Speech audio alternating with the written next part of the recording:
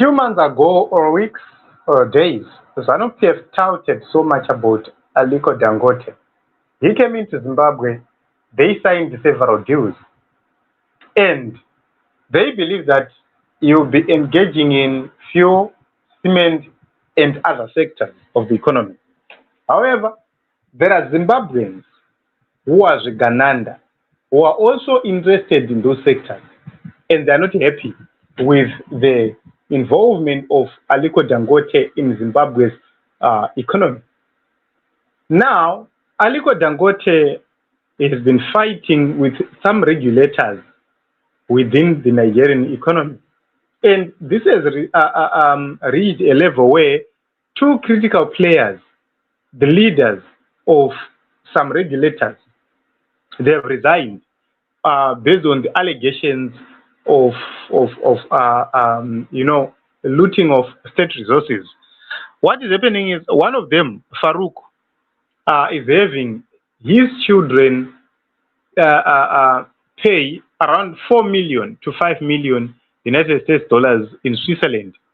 And this was challenged openly by Aliko Dangote. Something very strange to see happening, but it's happening.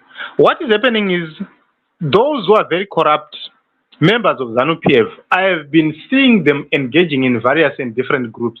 They're not so happy.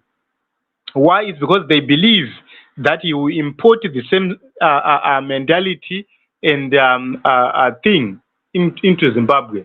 They are scared and afraid to say, if Aliko is allowed to operate within Zimbabwe, one day he might wake up and do the same thing he did to these two, men who have resigned.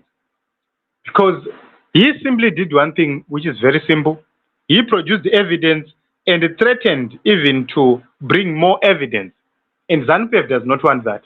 So ZANU-PF, I did an episode where I said, these people, they are asking questions. Who actually allowed Aliko Dangote to come in and sign some documents with the government of Zimbabwe, some agreements?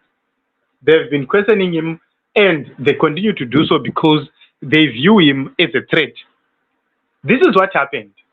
Aliko Dangote bought a whole newspaper page, and he published what is right there on the screen. Those are very, very strange allegations, very powerful allegations, and this led to the resignation of Ahmed Farouk. And that is the power of one of the wealthiest people in the whole world, and the wealthiest black person on earth. So when you are taking a fight against Aliko Dangote, you have to understand that this is a very powerful man. He is not a pushover. He can't be pushed around or tossed around just like that. So when you are reading the history of the man himself, Aliko Dangote, you understand where his power lies. He's a man who struggled a lot to establish his own oil refinery in Nigeria, but managed to put an investment of around 20 billion. And this investment of 20 billion, which is believed to be one of the biggest refineries in the world, is said to be offering or producing substandard petroleum, something which they believe cannot be substantiated, or the regulators failed to prove, because they invited the regulator and the head, that is Ahmed Farouk, to the refinery so that they deal with the issue, but he failed. Also, other allegations, they say, what is being imported into Nigeria is far worse than what is being produced by Aliko Dangote's refinery. And they're saying that when you're looking at the numbers or the figures, you see that there is around an 80% gap in terms of difference, which means the imported petroleum is 80% worse than that of Aliko Dangote. And they're saying why are they allowing such to happen? Why is it that they are targeting him and his refinery?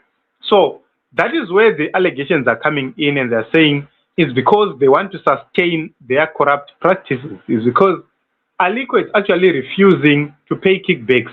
He's refusing to gang up with them in their corrupt practices. He's refusing to oil them.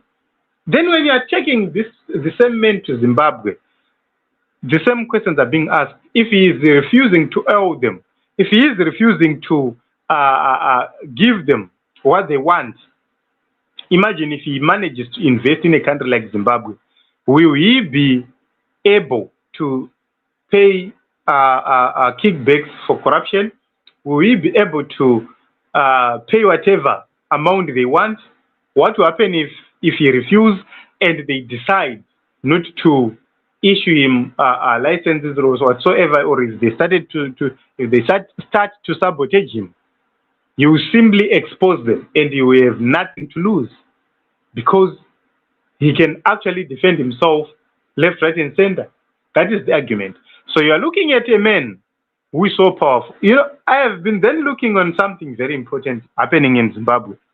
Imagine civil servants who are supposed to benefit from rebates, duty rebates, to purchase cars, to import cars into Zimbabwe. Some of them who are dealing with agents, they've had their cars at the borders for months, up until the car can no longer get into Zimbabwe at all. So the argument is, why is it that there is so much corruption, including against fellow civil servants who simply applied for rebates?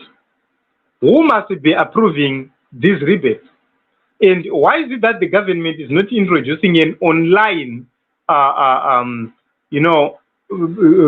issue where if you want to apply for a rebate, you simply go on to Zimra online portal, you apply for a rebate, and then your ministry or the ministry attached to will simply have to put on the information required or the approval required, and then everything is done quickly. Why is it that they are not digitizing the whole system so that they reduce the timeline or the waiting period for individuals? This is training people. So imagine a person like Aliko Dangote operating in such a system, operating in such a country. If he comes live on television, like what happened in Nigeria just a few days ago, imagine what will happen. Definitely, heads will roll. Definitely, people will be fired. Definitely, he won't be a pushover or a walkover. Imagine what happened or what Chimombe and others said against Chivaya. Imagine if it was Aliko Dangote. What was going to happen? Were they going to simply say, we are arresting you and we are going to put you in prison without bail? No. So this is the reason why kune zeve rekuti they are disapproving the coming of Dangote into Zimbabwean economy, and they believe kuti they are undermining Wanata Gray by simply bringing people like Wana Dangote. That is the argument which is there. So it's very, very important to understand that Dangote is not a threat to straight people. He's a threat to the people who are very corrupt. He's a threat to people who always thrive on corruption, mismanagement, and other dirty works and dirty deeds. That is the reason why Chema groups are. Will they be able to stop Aliko Dangote? We do not know. Remember, they simply signed deals, but these deals have not materialized on the ground. On the other hand, they want Dangote such that he helps them in some ways. But on the other hand, they do not want him because that will create chaos. You outright undermine the corruption activities which is happening in the nation of Zimbabwe. So we will see what happens.